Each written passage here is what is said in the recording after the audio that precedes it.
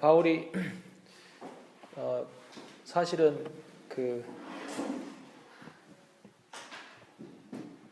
한 곳에서 이제 과동하기를 원했죠, 그죠? 거기가 어디냐면 미항입니다. 미항까지 오는 길도 힘들었죠. 그리고 미항에서 떠나지 말고 여기서 3개월 겨울을 나자고 제안했을 때 선장과 선주는 그의 말을 듣지 않죠. 그리고 백부장도 선장과 선주의 말을 더 의지해서 배를 타고 떠나게 되었고 그때부터 고생을 하게 되었습니다.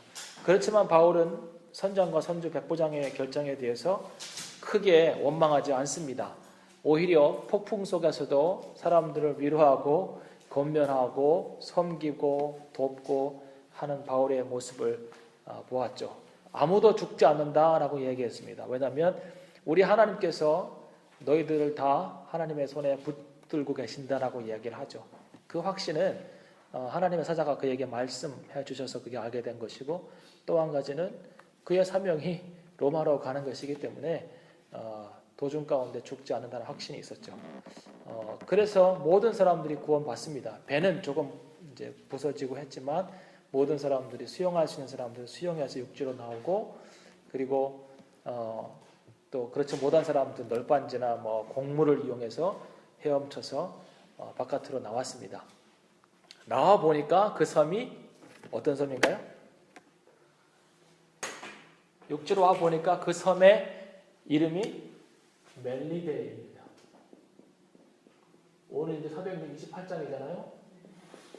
28장 1절에 나왔습니다. 그 섬이 멜리데입니다. 이 멜리데라고 하는 섬은 오늘날의 몰타죠.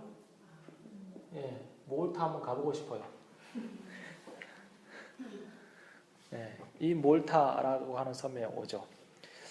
이 멜리데라고 하는 섬은 누가 이름 붙였냐면 페니키아 사람들이 지은 이름입니다. 근데 페니키아 사람들이 누구죠? 페니키아 상인 이런 이야기 많이 들었잖아요, 그죠? 페니키아가 누구냐면 두로와 시돈 사람들입니다.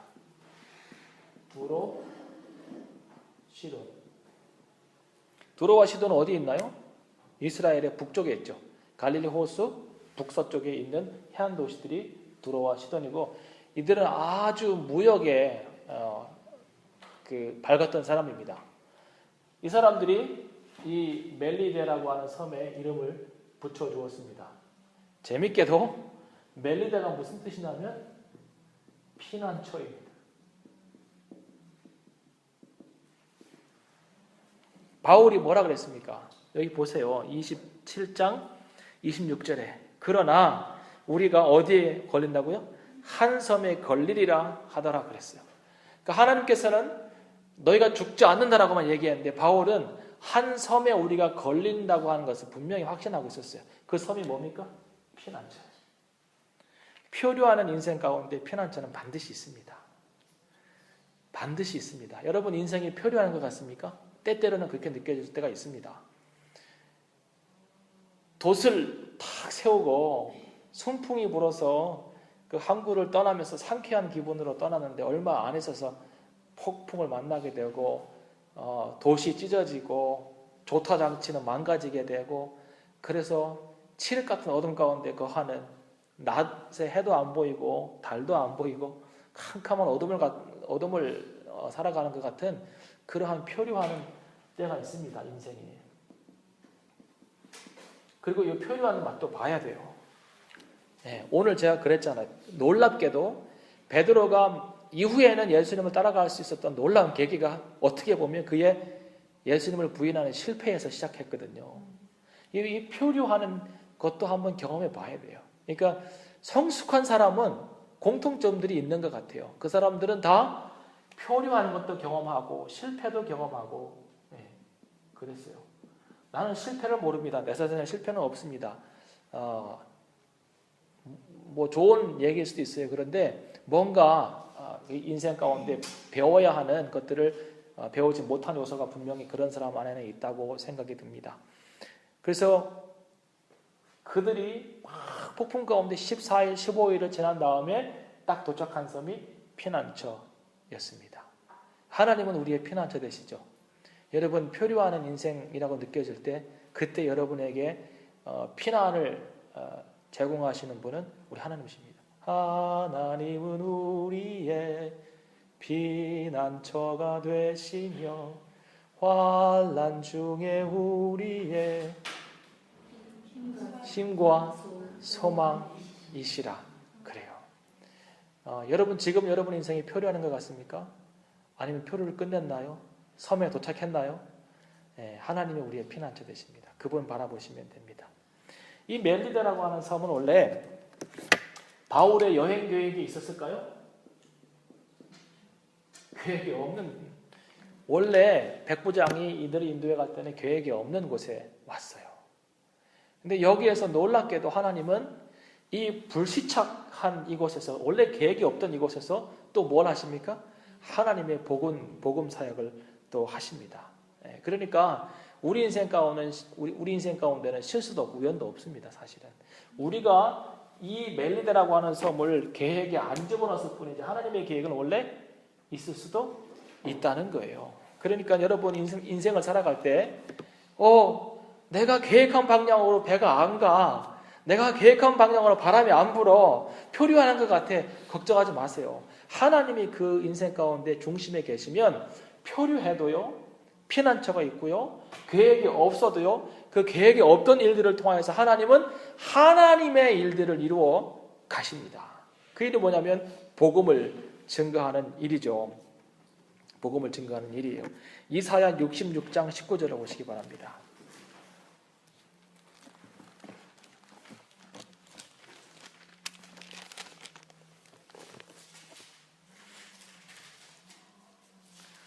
내가 그들 중에 징조를 세워 그들 중 도피한 자를 열방 곧 다시스와 뿔과 활을 당기는 룻과 및 두발과 야완과 또 나의 명성을 듣지 못하고 나의 영광을 보지 못한 먼 섬들로 보내리니 그랬어요. 그들이 나의 영광을 열방에 선파하리라 그랬습니다. 먼 섬들에게까지도 복음이 증거되어지고 하나님의 영광이 드러나게 됩니다. 그 먼 섬들 중에 하나가 저는 멜리데라고 생각합니다. 멜리데는 사실은 그렇게 주목받거나 각광받는 그런 섬은 아니었죠. 그래서 모든 사람들의 그 전도자나 선교사나 바울이나 누구라도 모든 사람들의 그 계획 안에서 포함되지 못하는 그러한 작은 소외된 뭐 이런 어떤 단어들이 더 어울리는 그런 곳이 바로 멜리데입니다. 근데 표류하고 폭포를 만나 이런 사건 가운데서 하나님은 멜리데에 있는 사람들까지도 복음을 듣게 하고 하나님의 구원의 소식을 전파하는 일에 바울을 사용하십니다. 바울이 원래 계획대로 했다면 바로 로마로 갔겠죠. 그렇지만 그 예상치 않았던 폭풍을 만나고 표류하게 되고 어려움을 겪는 것을 통하여서 멜리데에 있는 사람들에게도 복음이 증거됩니다. 다시 28장을 돌아오시면 바울이요, 참 대단한 사람이에요. 이분이요, 이렇게 수영하고 나오니까 이제 다 온몸이 젖었죠, 사람들이. 그러니까 그 토인들이요, 참 착하게도 불을 피워놓고 이렇게 그들을 참 환영합니다. 그런데 이제 바울이 보니까 일하는 사람들은 적고 사람들은 이제 힘든 사람들은 많은 거죠. 그래서 본인도 힘들지만 나이 드신 노인이지만 본인이 가서 나무를 이렇게 모아가 오죠. 그러니까 바울은 자기 신분에 걸맞지 않게 살았습니다. 그러니까 자기는 죄수니까 또 자기가 계획한 일이 아니니까 그냥 뒷짐짓고 어떻게 굴러가나 보자. 보통 이것이 우리의 삶의 모습 아닙니까, 그죠? 어떻게 하나 보자. 불 쬐고 있고. 이런 거죠. 내가 먼저 달려가서 불 쬐고 있고 이렇게 하는 게 우리 인간의 모습이잖아요. 그 이기적인 모습인데 바울은 그렇게 하지 않아요. 그냥 가서 자기가 또 나무를 모아다가 오는 거죠. 그래서 나무로 하는 그 모아다가 섬기는 모습으로 그것을 불에 내려 놓았는데 겨울이 시작되면서 뱀들이 겨울잠을 자기 위해서 자리를 찾고 이렇게 있다가 나무들이 막 잘라져 있는 그 사이에 들어가서 자기도 이제 꽈리를 틀고 이제 쉬고 있는데 자기 동면을 건드린 거죠. 예. 이동하게 되고 그때 잤을지도 몰라. 근데 뜨거운 물에 확 내려놓으니까 뱀이 놀래버린 거죠. 그러면서 바울의 손을 확 이제 물어버리잖아요. 물고는 얼마나 세게 물었는지 지도 놀라가지고 델랭델랭 달려있는 거예요, 뱀이. 예. 사람들이 다 봤죠. 토인들도 보고 같이 어떤 사람들도 보고. 사람들이 다 어떻게 생각했을까요? 이제 바울은 죽었다라고 하면서 그들이 하는 말이 뭐냐면 여기 보세요. 토인들이 이 짐승이 그 손에 달림을 보고 뱀이 그 손에 달림을 보고 서로 말하되 진실로 이 사람은 살인하는 자로다. 바다에서는 구원을 얻었으나 공의가 살지 못하게 하심이로다라고 얘기해요. 그러니까 바다에서는 구원을 받았어요. 운 좋게. 근데 공의가 죽음을 심판해요. 죽음을 선고했어요. 이 공의가 뭘까요, 여러분? 공의. 공의가 우리 헬라어 성경이면 디케라고 하는 거예요. 이렇게 돼 있어요. 영어로는 디케. 혹시 NIV 영어 성경 있으십니까? 영어 성경에서 보면 이 공의가 영어로는 justice죠, 그죠? 그죠? 근데 justice 단어가 중간에 나오는데 중간에 나오는 영어 단어는 반드시 앞에가 소문자여야 되죠, 그죠? 근데 거기에 여러분 성경에는 소문자입니까, 대문자입니까? 대문자죠. 이게 justice로 나온다 이 말이에요. 그럼 이게 왜 그렇습니까? 자, 이 디케라고 하는 헬라어 단어는요, 그냥 일반적으로 쓰일 때는 공의예요. 근데 고유 명사가 하나 있어요. 정의와 법의 신이라는 뜻이에요. 디케라고 하는 신이 있었어요. 디케. 이 디케라고 하는 신이 그를 죽음에 몰아넣는다고 하는 거예요. 이들이 그 말을 하는 거예요. 그러니까 단순히 공의가 그를 죽인 것이 아니라 바다에서는 운 좋게 구원받았지만 이 사람의 운은 거기까지였다는 것이죠. 그리고 이제 정의의 신인 디케가 그를 뱀을 통하여서 심판한다라고 생각을 한 거죠. 굉장히 재미있는 생각이에요. 그런데 죽어요, 안 죽어요? 안 죽어요. 바울의 태도가 너무 멋있어요. 자기도 피곤하고 젖고 막 힘든데 뱀이 딱 물었으면 나 같으면 뱀이 물은 게 아파서가 아니라 독이 들어가서가 아니라 그 물은 것 때문에 놀라가지고 쓰러졌을 것 같아요. 근데 바울이 어떻게 해요? 뱀이 난 물었어. 이렇게. 근데 툭 털어버리고 또 주스러 가잖아요. 털어버리세요. 그러니까 여러분 사람은 다 때를 알아야 돼요. 이 때가 아직 나에게 이르지 않았고 내가 죽을 때가 아니라면 죽을 일만큼 힘든 일이 생겨도 나는 안 죽는다 생각하고 털어버리세요. 네. 집사님 잘 터셔요 아주. 털어버리세요. 뭐가 물어도 나를 뱀이 물거나 뭐가 물어도 그냥 털어버리세요. 털면 돼요. 바울이 어떻게 했어요? 이런 것이 나를 물어 불 위에다가 다시 떨어버렸다고 성경에 나오잖아요. 몇 절입니까 그게? 5절. 바울이 그 짐승을 불에 떨어버리면 조금도 상함이 없느니라. 그러니까 사실은 손이 붓거나 쓰러져서 이렇게 있어야 되는데 그런 현상이 안 생기는 거죠. 그래서 사람들이 바울을 뭐라고 생각합니까? 신이라고 생각하죠. 신이 아니고서는 왜 신이라고 생각했냐면 그들은 이 디케라고 하는 신이 그를 저주한다고 했는데 그 디케라고 하는 신의 심판을 벗어난 사람은 신밖에 있을 수가 없잖아요. 그죠? 그러니까 놀라운 사람이 된 거예요. 자, 그 루스드라에 갔을 때도 사도행전 14장에 보면 바울이 루스드라에 가요. 1차 전도여행 때. 1차 전도여행 때 루스드라 가가지고 안진병을 고치잖아요. 그죠? 그건 베드로도 안진병을 고쳤고 바울도 고쳤어요. 그런데 그때 바울과 누가 있었습니까? 바울과 1차 전도여행이기 때문에 바나바죠. 이 사람들을 허메와 스스라고 하죠. 네. 스스는 제우스고 허메는 제우스의 대변자죠. 왜 바나바를 제우스라고 했냐면 사실은 바울이어야 되는데 바울이 주로 말을 했거든요. 그러니까 대변인 역할을 한다고 했고 그 대변인보다 더 센 놈이 제우스라고 생각한 거죠. 재밌는 얘기가 있어요. 클린턴이 이제 가는데 운전사가 말을 안 듣는 거예요. 빨리 가야 약속 시간 늦었는데 빨리 좀 운전하라고 이제 클린턴이 뒤에서 얘기하면서 빨리 좀 가라고 했더니 아무리 대통령이 그렇게 말씀하셔도 저는 법규를 지켜야 됩니다. 늦은 것은 당신이 늦게 탔습니다. 이 얘기한 거죠. 훌륭하죠. 운전수가. 근데 클린턴이 차 세워 그랬어요.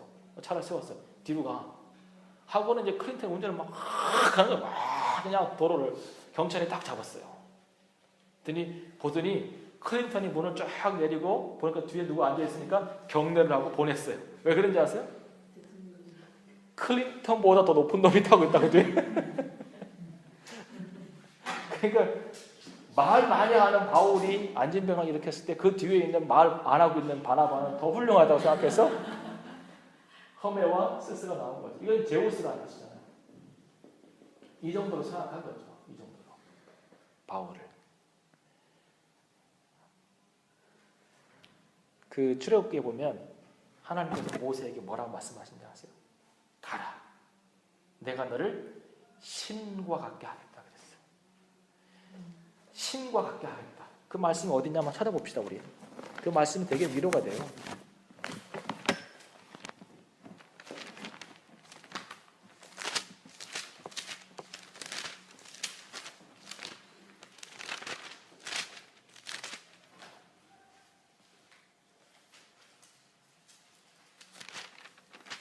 출애굽기 7장입니다. 여호와께서 모세에게 이르시되 7장 1절입니다. 내가 너로 바로에게 뭐가 되게 한다고요? 신이 되게 하였은즉 그랬어요. 내 형 아론은 내 대언자가 되리니. 똑같아요. 궁합이. 대언자가 있고 뒤에서 신 같은 사람이 있고. 모세야 쫄지 마라. 내가 너를 신과 같게 하겠다. 그 말은 뭐냐면 누가 보더라도 너는 하나님의 신으로 감동된 사람처럼 내가 너를 사용할 터이니 두려워하지 말고 놀라지 말고 담대하라는 것이죠. 하나님의 신이 함께하기 때문에 우리가 신처럼 보이는 거예요. 성도는 그래야 하고요. 여러분, 우리 안에 우리가 하나님의 성령의 전이잖아요. 우리가 하나님의 전이잖아요. 그 하나님 우리 안에 계시기 때문에 그 하나님의 능력이 드러나게 되고 하나님의 능력이 드러나게 되면 사람들은 잘 모르는 사람들은 저가 신 같다라고 얘기할 수 있게 되는 것이죠. 사람들이 그래요. 그런데 바울은 거기에 교만하지 않죠. 네. 그리고 오히려 더 겸손하게 사람들을 섬깁니다. 자, 이 일을 통하여서 보세요. 제가 이제 얘기하려고 하는 요점이 하나 생겼습니다. 그 뭐냐면 계획이 없고 표류하는 것을 통하여서 멜리데에 가고 그리고 이 멜리데에서 뱀에 물리고 안 좋은 일만 계속 일어나는 거예요. 계획이 없었더니 황로 들어가고 표류하게 되고 그리고 뱀에 물리고 이 안 좋은 일들이 막 생기는 것 가운데 하나님은 일하시는 것이 보이잖아요. 그죠? 뭐 해요? 사람들이 구원받기 시작하고 사람들이 치료되기 시작하는 거예요. 자, 안 좋은 일. 이거는 내 생각이고. 근데 이 안 좋은 일 통해서 하나님 뭐 하세요? 하나님은 일하신다요. 근데 우리가 왜 실망하냐면 우리는 이것밖에 못 보거든요. 우리는. 그러니까 평안하고 하나님의 일하심을 느끼기 원한다면 이걸 봐야 돼요. 같이 더불어서. 이것을 상황이라고 하죠. 이건 환경이라고 하고 이건 하나님의 뜻과 계획이라고 하죠. 하나님의 뜻과 계획에 대한 약간의 묵상이 있다면 상황이 안 좋게 흘러가도 우리는 거기서 소망을 품을 수 있어요. 하나님 나를 사용하고 계시니까. 뱀에 물리는 것도 나를 사용하시는 것이고 표류하는 것도 나를 사용하시는 거예요. 그 표류하는 것 통해서 바울이 끊임없이 사람들에게 얘기하잖아요. 안 죽는다. 하나님 함께 하신다. 구원받을 것이다. 내 하나님 말씀하셨다. 계속 얘기하잖아요. 그들이 구원받았을 때 뭘 느꼈을까요? 바울의 하나님이 진짜다. 뱀에 물려요. 털어버려요. 죽지 않아요. 살아났어요. 그 이후에 그때부터는 이제 그 섬에 전도의 길이 확 열리는 것이죠. 뱀 한번 물린 것 때문에 죽지는 않지만. 그래서 거기에 그 가장 높은 사람이 있어요. 이름이 뭔지 아세요? 보블리오라고 하는 사람이 있죠. 7절에 보면 이 삶의 제일 높은 사람 보블리오라고 하는 사람이 이제 친절하게 그들을 사흘 동안 이제 영접하고 먹이고 그러죠. 엄청나게 많은 사람들을. 그런데 이 보블리오 부친이요 열병과 이질에 걸렸어요. 거의 죽어가는 거예요. 그런데 바울이 그를 안수해서 나아요. 그리고 또 그 섬에 있는 다른 많은 사람들이 와서 병고침을 받았어요. 이 병고침을 받았다고 하는 얘기만 있고 복음을 증거했다는 얘기가 없은 사람들은 바울이 그냥 병만 고쳤다고 생각하는데 여러분 바울을 아시잖아요. 바울은 병원 안 고쳐도 전도를 하는 사람이지 병만 고치고 전도 안 하는 사람은 아니잖아요. 그러니까 제 생각에는 이 멜리데 몰타에 엄청난 구원의 역사가 일어나게 되고 거기에 막 교회가 세워지고 하는 역사들이 반드시 있었을 거라고 저는 믿습니다. 중요한 거는 그 기록을 하기에는 지금 너무 지면이 짧은 것이죠. 연기스트가 들어왔습니다. 그래서 엄청난 구원 사건이 일어납니다. 무엇을 통하여서요? 내 계획이 아니라 내 능력이 아니라 계획이 실패로 돌아가고 표류하는 것을 통하여서 뱀에 물리고 힘든 사건을 통하여서 하나님은 그 한 섬에 있는 사람들을 구원하기 원하셨던 것이죠. 이것이 하나님의 일하심이에요. 그러니까 여러분 상황이 힘든 것만 생각하면 늘 짜증나고 힘들고 불평이 나올 수밖에 없어요. 그런데 그 안 좋은 상황들 속에서도 여전히 하나님이 일하시는 흔적들을 조금만 보기 시작하면 그러면 기쁨이 생기고 마음의 평안이 지켜지게 되는 것이에요. 자, 병고침을 받았다. 다른 병든 사람들이 와서 고침을 받았고 할 때 이 고침을 받았다고 하는 헬라어 단어가 뭐냐면 에세라 피온토예요. 에세라. 그냥 써드릴게요.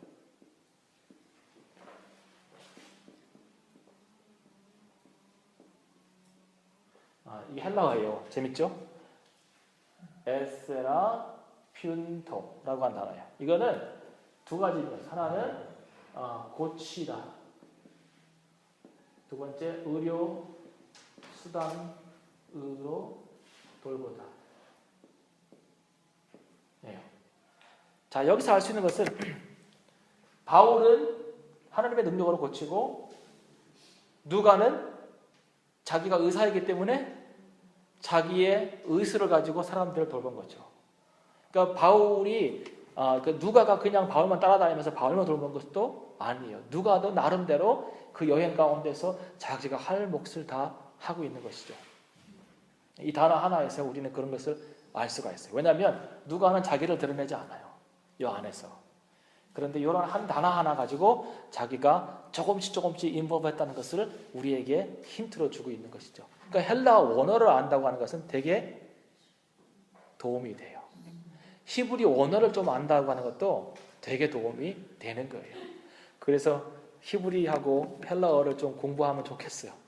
가능하면 여러분들이. 자, 여기에서 우리가 알 수 있는 것은 복음 전도자는 특별히 하나님의 사람은 세상 사람들이 바라보는 자신에 대한 시각에 매이지 않아요. 제가 뭘 얘기하고 싶냐면 바울을 생각해 보세요. 나는 죄수의 몸이야. 내가 원했든 원치 않든 내가 잘못이 있든 잘못이 없든 어차피 나의 공식적 신분은 죄수야. 죄수는 죄수의 신분을 지켜야 돼. 나는 매인 몸이고 나는 사람들 앞에 나설 수 없는 자격이고 그렇지 않아요. 세상 사람들이 나를 어떻게 바라보든지 그것과 상관없이 나는 그 자리에서 하나님의 사람으로 해야 될 일들을 하고 있어요. 이게 바울이 멋있죠. 있는 자리에서 코리아 푸드에서 있는 자리에서 JR 컨스트럭션 거기에서 이 계시는 곳에서 자기 역할을 하는 것이죠. 교육기금에서 거기에서 자기가 해야 될 일들을 어떤 입장에서 그리스도인 입장에서 하나님의 사람으로 그 일을 감당하는 것이죠. 굉장히 중요해요. 나한테 자격이 주어지면 난 멋지게 하면 잘할 수 있는데 너무 늙어서 신학교를 못 가네. 신학교 가야 되는데 못 가겠네. 그거 아니에요. 있는 자리에서. 두 번째, 순간순간 맞닥뜨리는 위기의 순간들을 복음을 증거할 수 있는 기회로 바꾸어 주시는 하나님의 손길을 보라는 거예요. 위기잖아요. 표류하게 되고 바람이 불고 육신이 힘들어져 가고 가까스로 살아나는데 뱀에 물리고. 예. 근데 그 위기가 계속되지만 그러나 그 위기들을 하나님께서 복음 증거의 기회로 만들어 주시는 그분의 손길을 우리가 볼 수 있으면 위로가 되는 것이죠. 세 번째, 하나님의 일들을 감당할 때 하나님은 늘 공급하십니다. 여기 보세요. 10절. 후한 예로 우리를 대접하고 떠날 때에 우리 쓸 것을 배에 올리더라. 그 원주민들이요. 엄청난 은혜를 입은 것이죠. 그래서 내릴 때는요, 배에서 모든 물건들을 다 버리고 배도 버리고 왔으니까 그 섬에서 먹을 것은 없었죠. 그런데 그 섬에 있는 동안 바울이 하나님의 일을 감당함으로 276명을 다 먹여 살리는 거예요. 놀랍죠? 그 사람들이 뭐라고 했을까요? 우리의 역할은 저 죄수놈들을 끌고 가는 거라고 생각했을 거 아니에요. 근데 나중에 보니까 바울이라고 하는 죄수가 하나님의 일을 감당함으로 276명을 다 먹여 살리고 있는 거예요. 그 섬에서. 여러분, 이 삶을 사시기 바랍니다. 이 삶을 사기를 정말 축원드려요. 여러분, 사람들이 우리를 뭐로 보든지 간에 나 때문에 주변 사람들이 다 공급을 받는 그런 아주 풍성하고도 넘치는 축복이 있기를 소망합니다. 되실 거예요. 네. 276명이 아니라 한 2만 명쯤 먹이면 좋겠네요. 아프리카에 그냥 동네마다 하나씩 이렇게 뭘 하나 지었으면 좋겠습니다. 그런 거죠. 공급하세요. 자, 거기에서 3개월을 머뭅니다. 11절 보세요.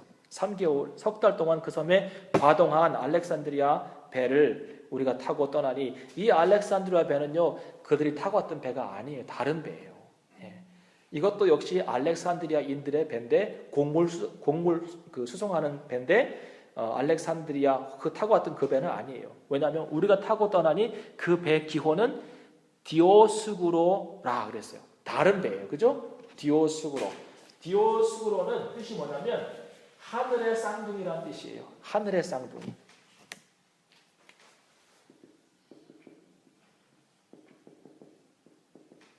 하늘의 쌍둥이.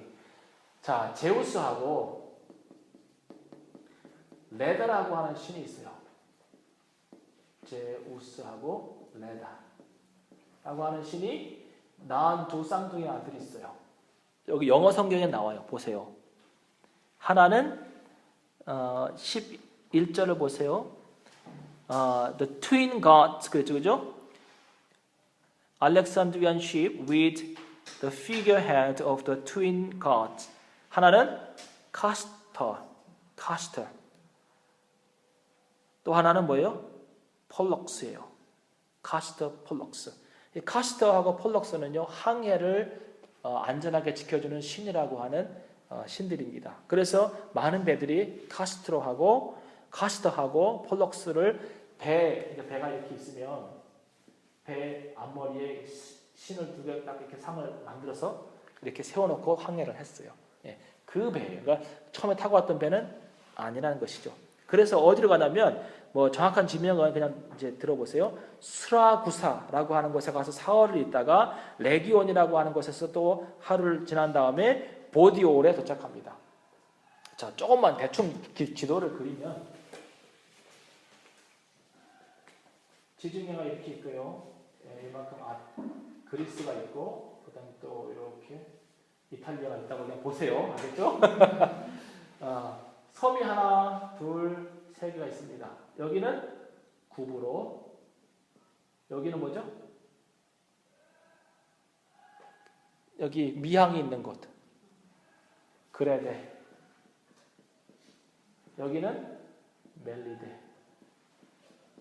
그다음 여기는 이제 그리스고 여기는 로마입니다. 로마 이렇게인데 배가 어디로 가냐면 이렇게 올라와서 이렇게 가죠. 그래서 결국은 어디까지 왔냐면 여기 보세요. 보디올까지 왔습니다. 여기가 보디올이에요. 여기 들리고 여기 들린 거예요. 여기가 수라구사고요. 여기가 레기온이고요. 내가 이렇게 가서 이렇게 올라간 거예요. 로마는 여기쯤 있어요. 여기가 로마예요. 지도를 안 보여드려서 죄송해요. 하여튼 그래. 멜리데, 수라구사, 레기온, 보디올까지 와서 보디올에서 로마까지는 육로로 가는 거예요. 근데 이미 보디올에 사람들이 나와 있어요. 형제들이. 바울이 로마로 온다고 하는 얘기를 듣고 형제들이 나와서 그를 맞이하죠. 어디까지 나오냐면 아비오 저자. 아비오는 광장이에요. 큰 광장이고 삼관이 뭐냐면 삼관이 뭘까요? 삼관이요. 여관 3개가 있는 큰 도시가 있었어요. 예, 그 삼관이에요. 한국말 재밌어요. 예, 여기까지 온 거예요. 영어 성경에는 뭐라고 했어요? Three taverns. 타버스가 타번이 뭔지 아세요? 가끔씩 보면 펍에 타번이라고 써 있어요. 그 뭐냐면 밑에는 펍이고 위에는 여관이에요. 이게 타번이에요. 이게 오늘날 말하면 인 같은 거, 여인숙 같은 거죠. 여관이죠. 거기까지 형제들이 맞으러 왔죠. 네. 그래서 서로 감사하고 하나님께 영광을 돌리는 그런 모습이 있습니다. 자, 16절 보세요. 우리가 로마에 들어가니. 야, 이거 얼마나 감동 있는 얘기입니까? 바울이 평생의 삶에 어디를 가기 원했어요? 로마. 드디어 로마에 들어왔어요. 드디어. 거기는 그의 비전이 이루어지는 최종 목적지이죠. 그러나 또 한편으로 보면 그의 죽음이 기다리고 있는 것이죠. 여러분, 바울의 그 느낌이 어땠을까요? 로마에 이제 들어왔다라고 했을 때. 요즘에 우리가 사순절 기간을 보내면서 예수님께서 예루살렘으로 올라가시고 다락방 강화를 하시는 그 요한복음 13장, 14장, 15장 본문을 16장 본문을 가지고 공부하고 있는데 예수님께서 예루살렘으로 마지막 유월절 전에 올라가시는 그 느낌, 그 비장함. 예루살렘 거기는 예수님께서 이제 마지막으로 십자가를 져야 될 그 장소잖아요. 거기로 올라가실 때 어떤 느낌이었을까요? 바울이 로마로 들어왔을 때 그는 어떤 느낌이었을까요?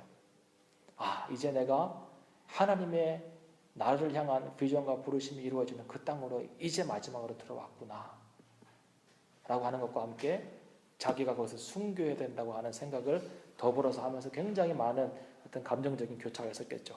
그 로마에 와서 오늘 누가는 28장에 바울이 로마에서 어떻게 살았는지를 아주 자세하게 기록하지는 않습니다. 로마에 들어와서 잠깐 있었던 얘기를 잠깐 설명하고, 그리고 2년 동안 그가 자기가 어떤 새방에서 한 군사가 지키는 어떤 가택연금 형식으로 2년을 살았고 그 기간 동안 복음을 증거했다라고 하는 것밖에는 얘기하지 않습니다. 그래서 우리가 오늘은 여기까지 보고 그 이후에 바울의 생애가 마지막까지 어떻게 되는지 제가 추가적으로 역사적 사실을 바탕으로 설명해드리고 사도행전을 이제 마치는 거예요.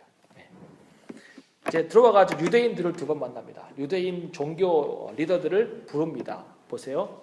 17절 사흘 후에 로마에 온 지 사흘 후에 바울이 유대인 중 높은 사람들을 모아다가 이야기를 합니다. 목적은 3가지. 첫 번째, 바울이 무죄하다라고 하는 것을 로마에 살고 있는 유대인들에게 계속해서 어필하는 것이죠. 내가 여기에 죄수의 신분으로 온 것은 아무런 죄가 발견되지 않았지만, 그러나 유대인들의 지속적인 상소가 있었기 때문에, 고소가 있었기 때문에 어쩔 수 없이 여기까지 오게 되었지만 나는 죄가 없다는 것이죠. 2번째, 로마에 있는 유대인들이 예루살렘에 있는 사내들인과 연관성이 있는지, 어떤 커넥션이 있는지를 알아보기 위해서 그들을 이렇게 떠봅니다, 바울이. 그런데 이 형제들이 유대인들이 뭐라고 하냐면, 우리는 유대로부터 들은 바도 없고 너희에 관해서 이야기를 들은 바도 없다. 어떠한 소식도 받은 것이 없다라고 이야기하죠. 그러니까 사내들이니 로마까지는 세력을 뻗치지 않았습니다. 그리고 마지막 1차 재판이 이루어질 때 재판을 2번 받거든요, 바울이. 근데 1차 재판을 할 때 석방됩니다. 놀랍게도 석방이 돼요. 그 이유 중에 하나는요, 사내들이니 아무런 검사 역할을 하지 않습니다. 왜냐하면 이미 바울이 로마에 갔을 때 그들의 역할은 끝났다고 보고 유대 예루살렘에 있었던 사내들이는 거기에 대해서 어떠한 조치도 취하지 않습니다. 왜냐하면 자기들이 승산 없는 싸움을 해서 괜히 로마 황실에 미움 살 이유가 없다고 생각을 한 것이죠. 그래서 아주 쉽게 바울이 1차 재판 이후에 석방을 받습니다. 그 다음에 또 한 가지 목적은 유대인 리더들을 불러들이는 목적 중에 하나는 유대인들을 로마에 있는 유대인들을 전도해서 그들을 선교적 자원으로 활용하기 위한 바울의 포석도 있었죠. 그래서 여기 그 뒤에 보면 이제 계속해서 유대인들에게 복음을 증거하는데 그들이 믿지를 않아요. 잘. 이 세 가지 목적으로 먼저 한번 모았습니다. 그리고 또 한 번 만나서 계속해서 하나님의 나라를 증거하죠. 23절입니다. 저희가 일자를 정하고, 그러니까 처음 만났던 유대인들 리더들이 일자를 정하고 날짜를 정하고 바울의 우거하는 집에 많이 왔어요. 그래서 아침부터 저녁까지 말씀을 강론하고 하나님 나라를 증거하는데, 특별히 예수 그리스도에 대한 증거를 하는데 어떻게 증거하냐면 모세의 율법과 선지자들의 글들을 가지고 예수님에 대해서 증거합니다. 왜냐하면 유대인들은 모세의 율법과 선지자의 글들을 다 믿었기 때문에 그 안에 있는 예수님을 설명하고 있는 것은 무엇이든지 간에 바울이 갖다가 쓰면서 이분이 너희가 기다렸던 메시아라고 하는 것을 아주 성서학적으로 논리적으로 설명을 해냅니다. 그런데요, 그 말을 듣고 믿는 사람도 있고 믿지 않는 사람도 있다고 했습니다. 24절에. 그래서 결국은 맞지 않아서 흩어졌어요. 그래서 바울, 너하고 우리하고는 안 맞다. 너희 파하고 우리 파는 안 맞다. 네가 구약도 많이 알고 선지자도 많이 안다고 하지만, 그러나 너가 말하는 예수 그리스도가 우리가 기다려야 될 그 메시아라고 우리가 생각하지 않는다라고 얘기를 한 거죠. 그때 바울이 이사야 6장에 나오는 하나님의 소명을 받는 이사야의 장면을 가지고 그들에게 한마디 딱 던집니다. 그게 바로 여기 나오는 이야기입니다. 이사야 6장 9절 10절이에요. 똑같은 내용이에요. 이사야 가볼 필요 없습니다. 하나님께서 이사야에게 소명을 주실 때, 그래 네가 가서 선포하지만 네가 선포하여도 그들이 듣지 않을 것이다 라고 얘기하죠. 그 얘기를 하는 거예요. 일렀을 때 이 백성에게 가서 말하기를 너희가 듣기는 들어도 도무지 깨닫지 못하며 보기는 보아도 도무지 알지 못하는도다. 이 백성이 마음이 완악하여져서 그 귀로는 둔하게 듣고 그 눈을 감았으니 이는 눈으로 보고 귀로 듣고 마음으로 깨달아 돌아와 나의 고침을 받을까 함이라 하였으니 그랬어요. 아무리 말해도 여러분, 진리에 귀가 막히고 그리고 진리에 눈이 막힌 사람들은 아무리 자세하게 보여줘도 못 보고요. 아무리 세밀하게 자세하게 이야기해줘도 못 깨달아요. 그러니까 여기 이 자리에 앉아있는 여러분들은 굉장히 은혜를 많이 받은 사람들입니다. 그 귀가 막혔고 눈이 안 보이면 마음이라도 좀 착해가지고 그래 한번 나 예수님 믿어볼게라고 시작하면 열리는데 그것도 아는 사람들도 많다는 것이죠.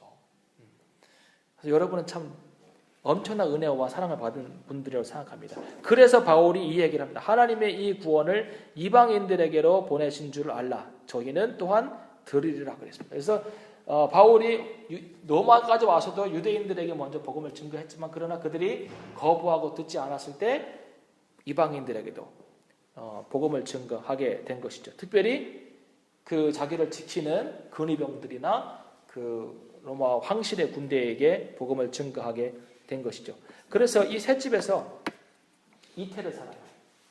이게 AD 61년, 62년에 있었던 일입니다. 로마 황실이 봐도 바울에게는 큰 죄가 없었기 때문에 1차 투옥에서는요, 가택연금이라고 하는 방법을 씁니다. 가택에 있으면, 그리고 병사가 지키고 있으면, 이제 제가 알기로는 병사들이 하루에 24시간 지켰는데 4시간에 한 번 이제 근위병이 바뀌는 거죠. 4시간에 한 번. 그래서 4시간마다 바울을 지킨 사람이 돌아가는 거죠. 그러면 바울은 깨어있을 때는 항상 그들에게 일로 와봐. 앉아. 나 지킬 필요 없어. 할아버지라 못 도망가. 앉아. 하고 뭐 하겠어요?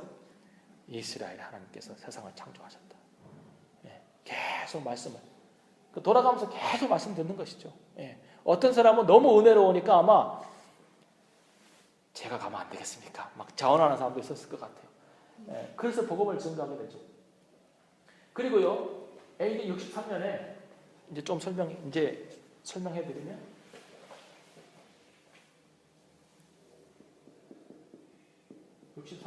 석방됩니다.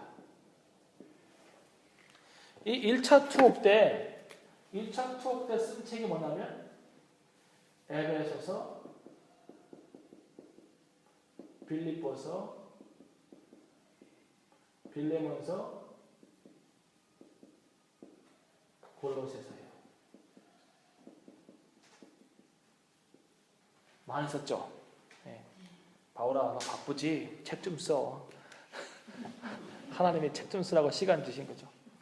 그리고 난 다음에 2차 석방이 돼가지고 AD 66년까지 약 3년 동안 어디에 가서 선교 활동을 하냐면 마게도냐.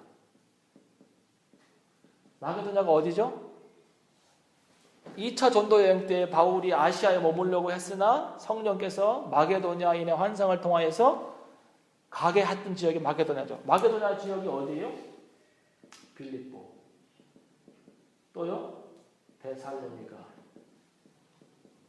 그 다음에 베레아. 이 지역이죠. 이 지역에 가서 선교를 합니다. 예. 이 기간 동안에 쓰여진 책이 뭐냐면 디모데 전서, 디도서. 그레도 섬에 있었던 디도, 에베소에 있었던 디모데에게 편지를 써서 보내는 게 디모데 전서와 디도서가 되는 것이죠. 읽습니다. 이렇게 이제 그 빌립보서에 보면 바울이 빌립보 교인들을 되게 보기 원했잖아요. 내가 그래서 이제라도 너희를 보고 싶고 나의 풀려나는 것을 통해서 너희가 용기를 얻고 소망을 얻고 내가 얼굴을 좀 보기 원한다. 나는 이 일이 이루어질 것을 확신하노라 그랬잖아요. 그죠? 이루어지지 안 이루어졌어요? 이루어진 거죠. 이때 1차 투옥 때 편지를 쓰면서 예? 그 소망 가운데 있었는데 가서 만나게 된 거죠. 예. 예. 그리고는 열심히 사역을 하는데 AD 64년에 로마에 대화재가 일어나게 되죠. 7월 18일입니다.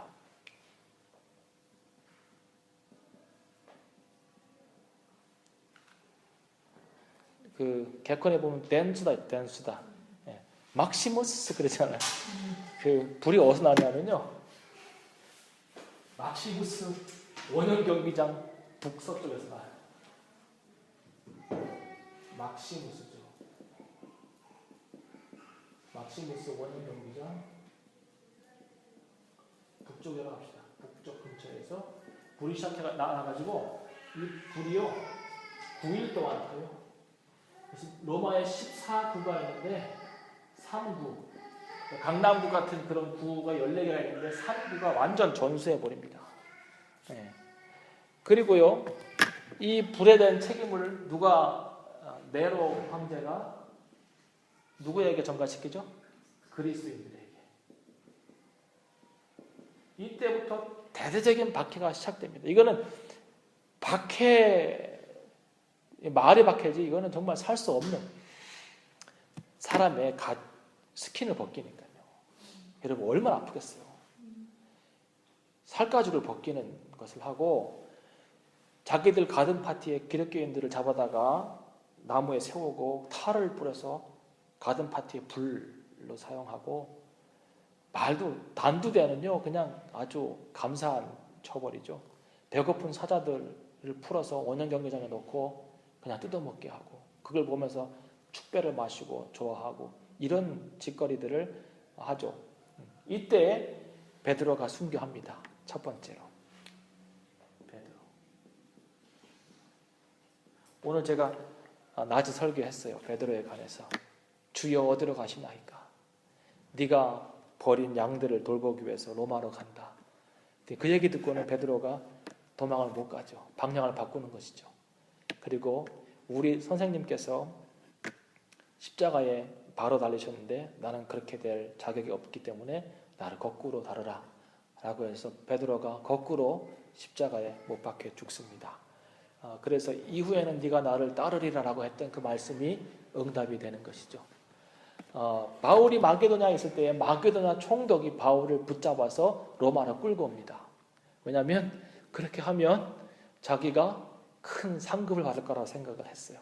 그래서 마게도냐에 있었던 바울은 붙잡혀서 다시 로마로 옵니다. 바울이 다시 로마로 와요. 그리고 투옥되는데요. 이때는 가택연금이 아니에요. 이때는 심각한 죄수죠. 왜냐하면 베드로와 바울이요, 이 화제의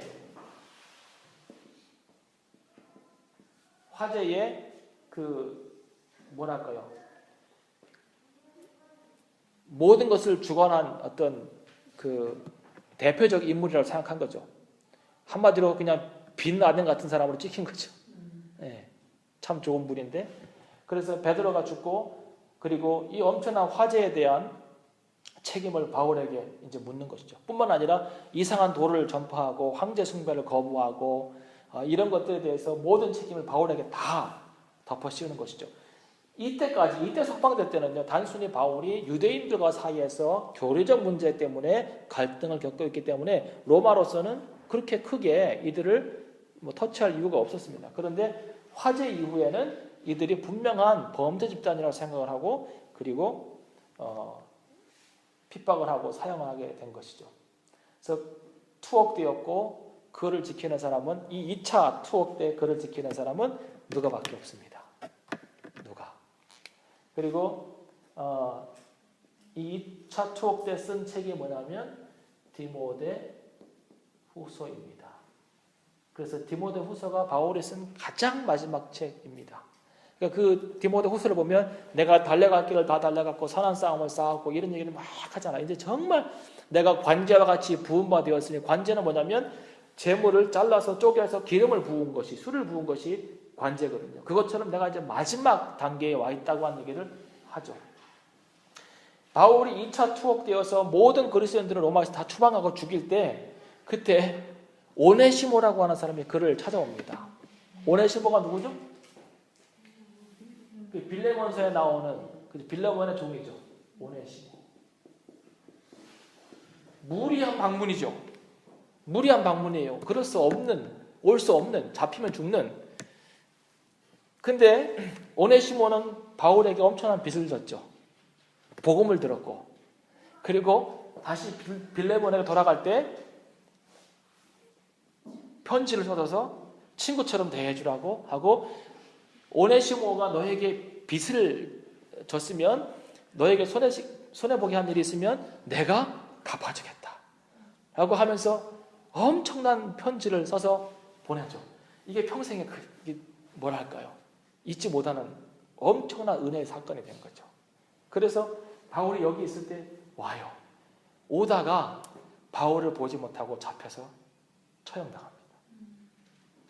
그러니까 마치 우리나라의 역사 속에 안창호 선생인 것 같아요. 그분이 잡힐 것을 알고도 이제 일본 순사들에게 어린 아이하고 하나 약속한 것을 지키기 위해서, 그 약속을 지키기 위해서 가다가 붙잡혀서 결국은 감옥에 가죠.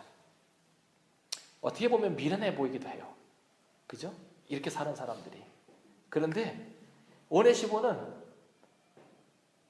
자기에게 엄청난 은혜를 끼친 그 사람을 마지막 보기를 원했어요.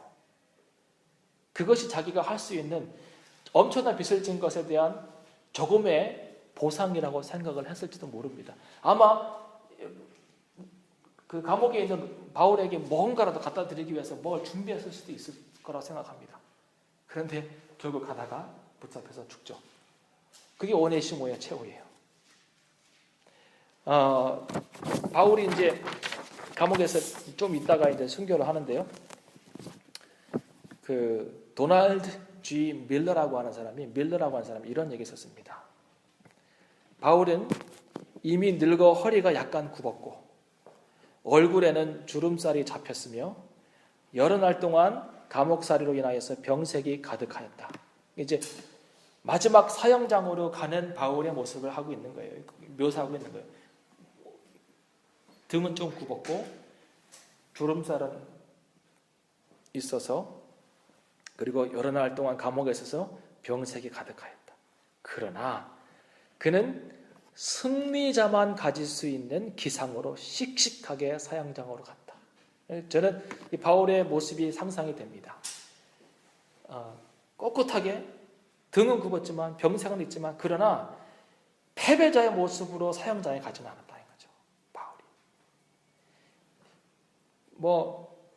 인정할 수 없는 제목으로 죽기는 하지만 그러나 패배자가 아니라 승리자의 모습으로 어찌 보면 전쟁에 승리하고 자기 컨트리로 돌아오는 개선 장군처럼 그렇게 멋지게 한 발 한 발 의연하게 씩씩하게 사형 장소로 간 것이죠. 사형을 집행하기 전에 사형을 집행하는 그 사람이 물어봅니다. 마지막으로 당신이 믿는 예수를 포기하기만 하면 기회가 있습니다.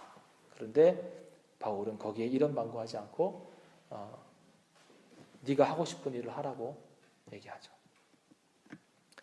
그 마지막 자기가 평생을 따르며 섬겼고 또 같이 복음사를 했던 바울이 순교 자리로 나아가는 것을 보면서 누가가 엄청나게 괴로워했다고 해요. 너무 힘들어. 그래가지고 바울이 이렇게 이제 보면 로마에 가면 제가 그림으로 봤는데 바울을 죽인 그 사형장이 단두대가 아니라 이렇게 돌이 하나 이렇게 있으면요, 이 돌 위에 목을 이렇게 대는 거예요. 이렇게. 그러면 이렇게 이제 목을 치는 거예요. 바울이 이제 그 목을 이렇게 들이대고 있고 누가는 그걸 볼 수 없는 거예요. 그래서 누가가 이제 역사의 기록에 가면 누가가 머리를 떨구고 이렇게 너무 괴로워하다가 잠시 눈을 들었을 때 이미 바울은 없는 거예요. 이게 바울의 최후였어요. 그러니까 누가는 그 장면을 보면서 오열하는 거죠. 이것이 믿음의 사람들의 삶이었어요. 그러니까 주어진 길을 끝까지 가는 것이죠. 그러니까 누가는 어떻게 됐을까요? 누구도 몰라요. 누가가 어떻게 됐는지는 몰라요. 근데 바울은 그렇게 하나님 앞에 멋있게 아름답게 당당하게 갔습니다. 그래서 빌립보서 1장 21절에 보면 바울이 이런 얘기 하잖아요. 이는 내게 사는 것이 그리스도니 죽는 것도 유익함이라. 그랬어요. 평생을 그런 가정을 이루지도 않았고 평생을 구원받은 이후에 나 같은 죄인 살리신 그 은혜 놀라와 이 고백하며 복음이라면 교회라면 그리스도라면 구원이라면 자기 한 몸 다 바쳐서 평생을 살고 평생을 그렇게 살고 힘들지만 우리 알잖아요. 파선하고 맞고 돌로 맞고 매로 맞고 굶주리고 흑암에 있고 이런 일을 엄청나게 겪었어도 결국 계속해서 그가 세웠던 것은 믿음의 안테나를 세운 거죠. 주님께서 뭘 원하시는지 계속 알고 그 원하시는 삶의 과정을 한 발짝 한 발짝 걸어간 거죠. 그리고 그 걸음을 걸어갈 때마다 바울이 느꼈던 것은 그 다음 발자국에는 또 다른 어려움이 있다는 것을 알았습니다. 그러니까 성령께서 그 다음 성에서 어떤 어려움이 있는지를 그에게 알려주시느라 그랬잖아요. 그런데 가는 거죠. 바울의 부르심을 보면 이런 얘기가 나와요. 내가 저를 이방인으로 세웠다. 첫 번째. 두 번째. 저가 나를 위해서 얼마나 해를 받아야 할지를 저가 안다. 그랬어요. 그러니까 부르심이 영광스러운 거죠. 근데 부르심을 이루어가는 과정 가운데는 엄청난 해가 있는 거예요. 힘든 부분도 있고 어려운 부분도 있고. 그렇지만 제가 그랬잖아요. 믿음 생활은 처음은 화려하고 과정은 막 이렇게 풍성하고 그리고 결과는 초라하고 이것이 많은 사람들 삶의 모습이에요. 많은 사람들이 시작은 초신자는 다 할 것 같아요. 초신자들이 얼마나 날뛰니까 은혜 받아가지고 나쁘지는 않아요. 그런데 세상을 변화시킬 것처럼 장로님들이 좀 이렇게 앉아 있으면 장로님들이 막 저래가지고 교회가 안 된다고 이런 얘기하고 막 그러잖아.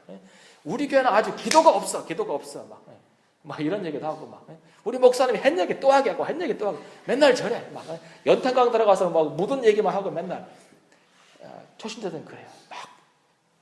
그리고는 믿음생활 하다 보면 자기가 제일 믿음생활 잘한 것처럼 이렇게 하고 마지막에는 쑥 사라져가지고 폐장면 모습으로 이렇게 있잖아.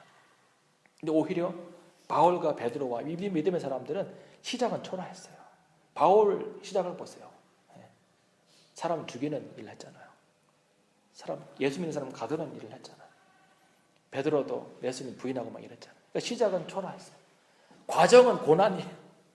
그런데 그 두 사람의 마지막 나중은 영광스러운 것이죠. 여러분, 지금 여러분의 삶이, 제가 보건대 여러분은 시작은 초라하게 다 시작했어요. 이제 뭐 부인하진 않잖아요. 이제 뭐 작은 일로 넘어지진 않잖아요. 시작은 했어요. 시작은 초라했어요. 과정도 지금 고난 가운데 있어요. 그런데 여러분에게 기다리고 있는 것은 나중에 영광이에요. 나중에 영광. 그거 붙잡고 가는 것이죠. 그거 마지막 날 우리가 받을 영광이 없다면 뭐 이런 생고생을 하고 주일 오후에 이렇게 좋은 날씨에 여기 앉아가지고 이렇게 따분한 말씀을 듣고 있겠어요. 그런데 여러분의 나중은 영광이라는 거예요. 영광. 세상 사람들이 이 땅에서 아무리 부자라도 경험할 수 없는 그 엄청난 영광이 여러분을 기다리고 있다는 거예요. 그것 때문에 오늘 우리가 고난 가운데 있지만, 어려움 가운데 있지만, 힘든 가운데 있지만 주님을 섬기는 과정으로 나아가는 것이죠. 자, 부탁드리는 것은 바울이 살았던 이 삶을 우리도 같이 살기를 원합니다. 우리의 삶의 자리가 어디든지 간에 로마로 가라면 로마로 가는 것이고, 표류하는 가운데도 내 생의 마지막이라고 생각될 정도로 사람들을 섬기고, 뱀에 물려서도 그것을 통하여서 복음을 증거할 수 있는 기회를 만들어내는 것이고, 그럴 때에 하나님께서 우리 각자를 사용하실 거라고 믿습니다. 우리 교회도 이런 저력을 가졌으면 좋겠습니다. 기도하겠습니다.